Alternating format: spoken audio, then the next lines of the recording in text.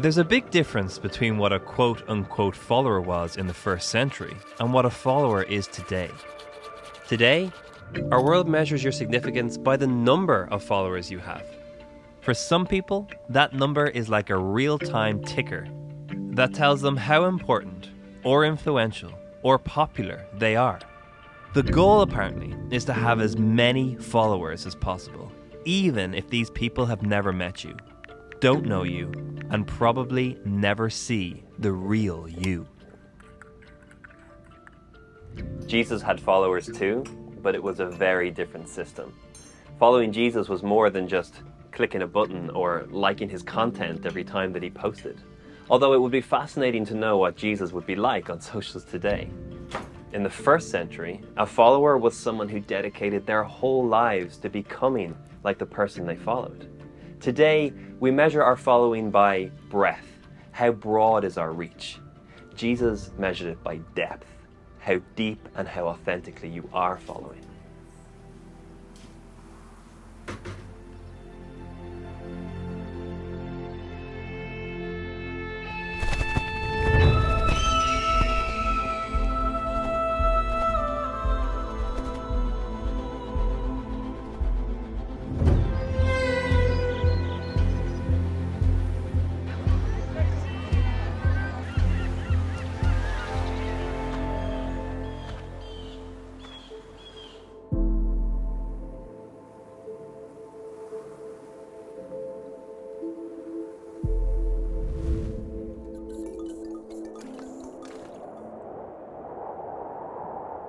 The final destination on the Camino is the Cathedral, dedicated to St. James, one of Jesus' very first followers.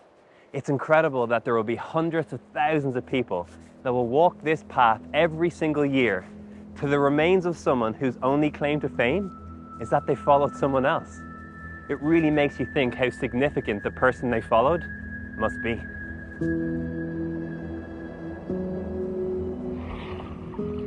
James's journey began at the Sea of Galilee, where he finds himself and his friends hosting Jesus on a boat as he teaches the crowds who have been gathering in huge numbers to hear his words. They see the man, they hear those words, and they sense that there is something about him, that there is something special happening at that moment in history. Their ears have been trained for this. They are part of a spiritual tradition that holds unfulfilled promises. They and their Jewish community were waiting for the Messiah, the one who would come to bring God's kingdom and presence into the world. This might just be the one the world has been waiting on for generations. Once he's finished teaching, Jesus tells James to push out to fish in deeper waters.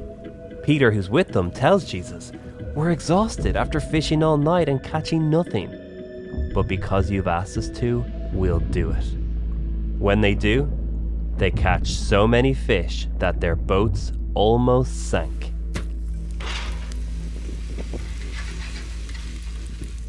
From that moment on, James was a follower, a disciple. He was all in. He had left everything behind.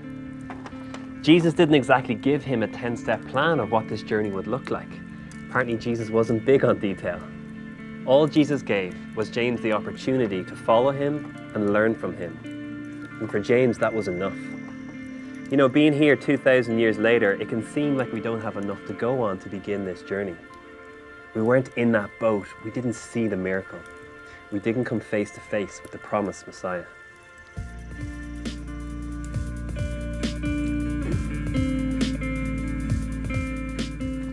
For some people, what they want is real evidence that Jesus was a real person who lived in time and space.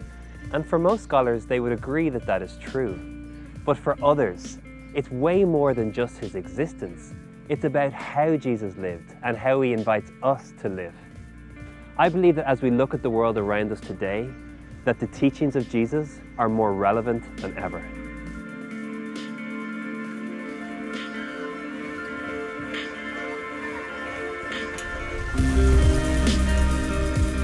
In a world racked by division, Jesus tells us to love our enemies. In a world where it seems like the rich keep getting richer and the poor keep getting poorer, Jesus says, whatever you do for those who have the least, you have done for me. In a world full of hierarchies and unfair systems of insiders and outsiders, Jesus broke all the rules. He touched the untouchable, he loved the unlovable, and he boldly rebuked the religious oppressors.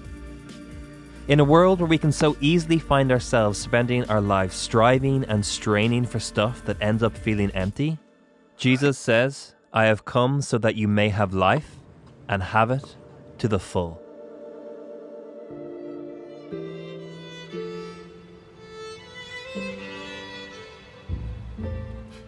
In a world of despair and loneliness, Jesus invites people to turn to him for healing. Jesus says, I am the light of the world. Whoever follows me will not walk in darkness, but have the light of life. Jesus often caused the most tension when he turned the conversation towards himself. Because for Jesus, it was more than just showing people a new way of life. It was also announcing himself as the way.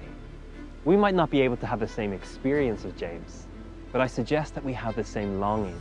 The longing for forgiveness, the longing for purpose, the longing for change. A chance to break free from an old way of life to a new way, bursting with joy, love, and hope.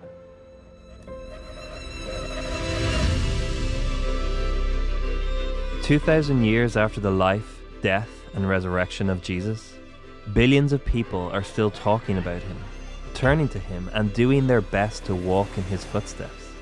James was one of the first, and thousands of people walk hundreds of miles to his grave every year. Hundreds of miles just to be in the presence of someone whose only real achievement was that they were one of the first to follow the man who changed the world."